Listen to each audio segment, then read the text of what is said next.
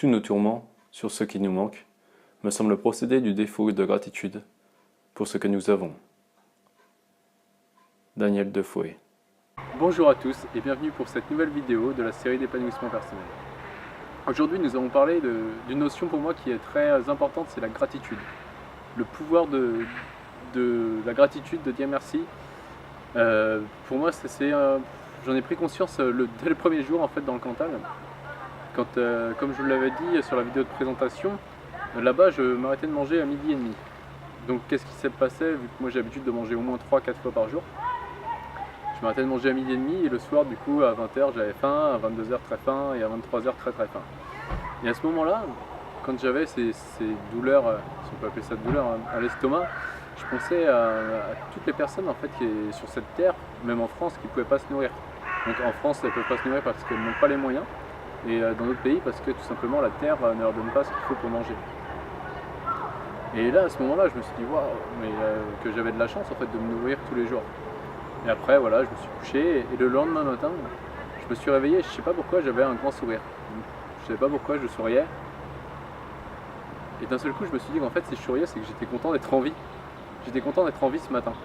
Pourquoi? Parce que je me suis mis à penser à toutes les personnes en fait dans le monde, il y a plein de guerres en ce moment et toutes les personnes qui mouraient.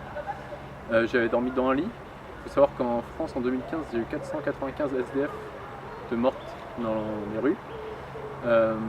Donc j'étais en bonne santé. Là je me suis mis à penser à une amie, Isabelle Dargent, qui est handicapée. Et elle, peut-être qu'elle aurait aimé être à ma place et vivre ce moment en fait seule aussi. Elle ne peut même pas être seule pendant une journée parce qu'elle a besoin de soins. Donc d'ailleurs au passage, c'est une personne qui m'inspire beaucoup. Vous pouvez acheter son livre, c'est ne laissez jamais personne vous dire que c'est impossible. C'est vraiment après que vous ayez lu ce livre et que vous connaissez cette personne, vous vous dites dans la vie si elle peut remarcher, parce que ça c'était il y a 11 ans et depuis on lui a dit qu'elle restait handicapée et maintenant elle arrive à se lever et faire quelques pas. Quand vous la voyez faire ça, vous dites mais moi en fait mes objectifs je peux les atteindre, moi je suis heureux.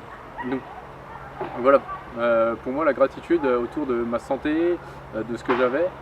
Et en fait encore une fois j'ai remarqué que c'est la société qui nous fait croire qu'il nous manque plein de choses. Et au final on a déjà tout pour être heureux. Et sauf qu'on ne prend pas assez le temps de faire la liste des choses dont on est fier. Et je pense que c'est important en fait. Là du coup je me suis mis, pas à lister sur papier, mais je me suis mis à repenser à mon chemin en fait dans la vie. Certes il y a eu des difficultés, mais voilà, je suis parti en Australie, je fais des études alors que je devais complètement le système scolaire. Je n'étais pas fait pour le système scolaire et finalement j'ai fini avec un master. J'ai fait des titres en sport. Donc au final j'ai vu que oui, j'avais fait plein de choses et pour ça j'avais juste simplement envie de dire merci. Gandhi disait, je ne possède rien, à part peut-être une dent, et encore je ne suis pas sûr qu'elle est à moi. Et pourtant cette personne, lorsque vous regardez ce personnage, il avait l'air d'être super heureux. Et j'ai remarqué une chose, c'est que les personnes, elles vont se perdre, elles veulent posséder.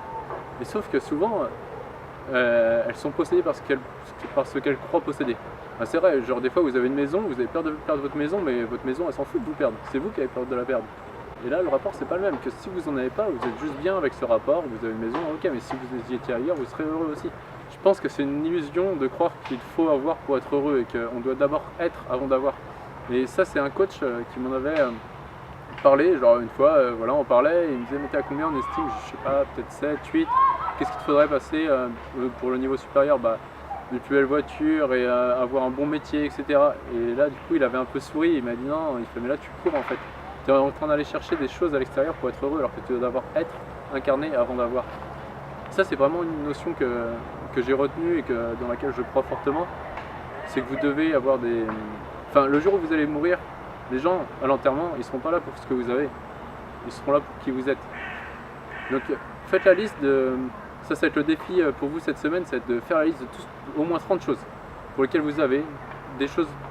Ça peut être juste votre santé, ça peut être votre manière d'être, votre manière d'agir. Faites la liste de tout ce que vous avez et pour lesquels vous êtes heureux. La vie va vous donner ce que vous demandez. Si vous êtes content, vous dites ma maison elle est super. Entretenez cet état de gratitude vraiment, de dire merci pour qui vous êtes, votre bonne santé, votre intelligence, votre bienveillance. Vraiment notez 30 points pour lesquels vous êtes fier, mais tout. Et vous allez voir que plus vous allez noter, plus ça va être facile de noter.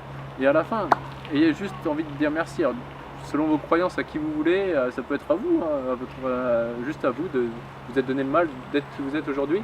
d'avoir ce que vous avez. Mais c'est important, juste expérimenter. Je sais que la théorie est un peu bateau, voilà, j'ai rien trouvé de scientifique là-dessus, c'est vraiment du vécu, mais ça peut vraiment vous changer la vie de se pencher sur ce que vous avez et de remercier, de dire merci, merci, ça va vous mettre dans une autre énergie. Donc voilà, j'espère que cette vidéo vous a plu et on se retrouve la semaine prochaine pour une autre vidéo. À très bientôt.